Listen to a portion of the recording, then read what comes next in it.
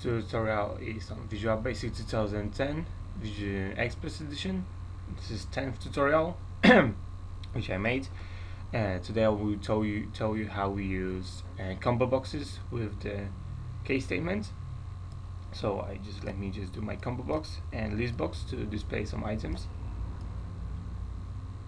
Okay, and I will also input some kind of names in my combo box. So for example, London,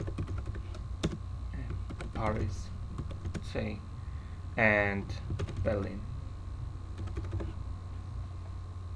Okay, so I have my combo box with names. I can show you this, and whenever I click one name, I want something to be displayed in the list box. So what I do is program the combo box. So I click 2 times on the combo box, and I can declare variable. I can just go on without declaring it. I can just use this name that is from the beginning. That is, yeah, this one. So combo box that or something. I can declare variable. I can just use this one. So it doesn't matter. I will use just this one without declaring variable. So I will just do select case. That's how we use case statements.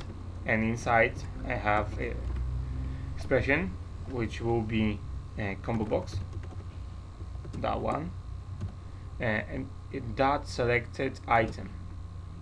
So that means the selected item, I drop down, select something, it will be should be select case.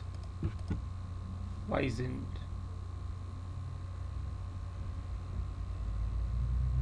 I know this? Yeah, because it doesn't matter. Okay, so I have my select case. Now I can do my case statement. So case, and we say the name of our case. So London, because I called it London. So this is the case London. And for example, we'll list box one dot items dot add, let's say we'll add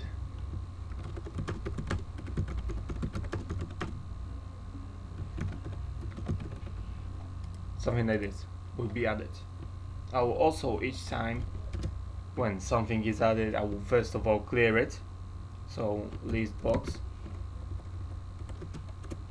dot items dot clear. Okay. And something cast, it should be clear.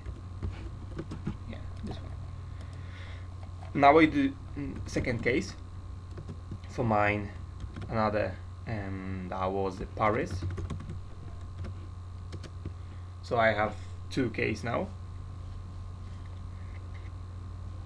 and also we clear the box, list box.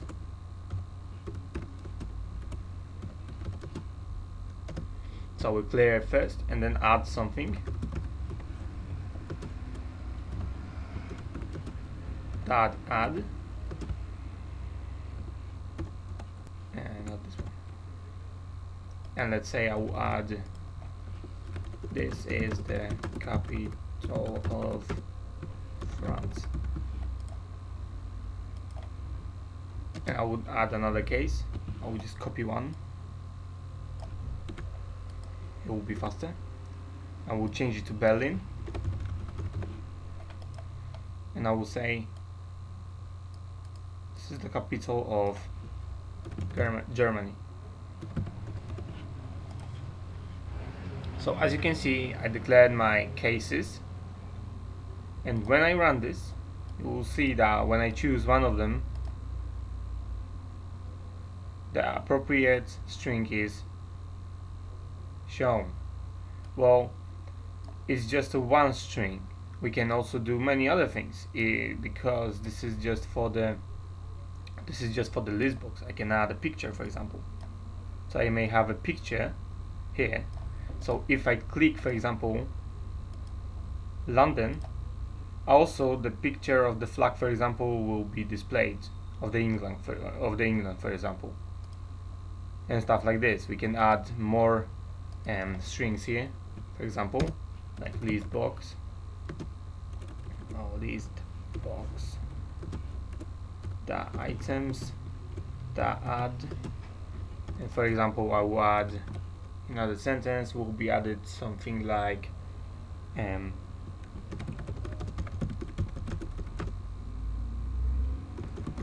something like this. Many places to visit.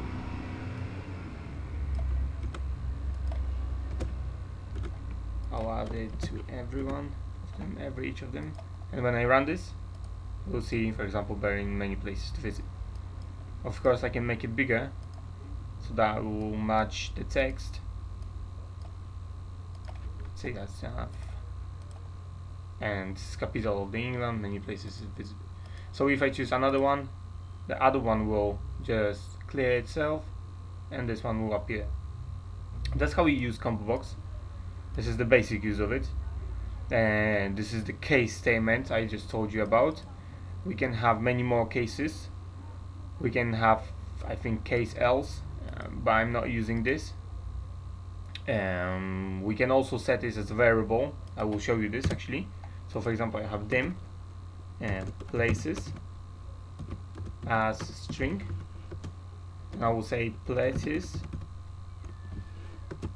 is equal to ComboBox one dot selected item, and I will say this one is not ComboBox one dot selected item, just places, and that's it. And this will still work. So when I run this, it still works. So this is just to shorten your names and stuff like this. So you can have variables to represent this and stuff like this. Many more uses of it. We can, as I said, we can display a picture with it, but that will be later on.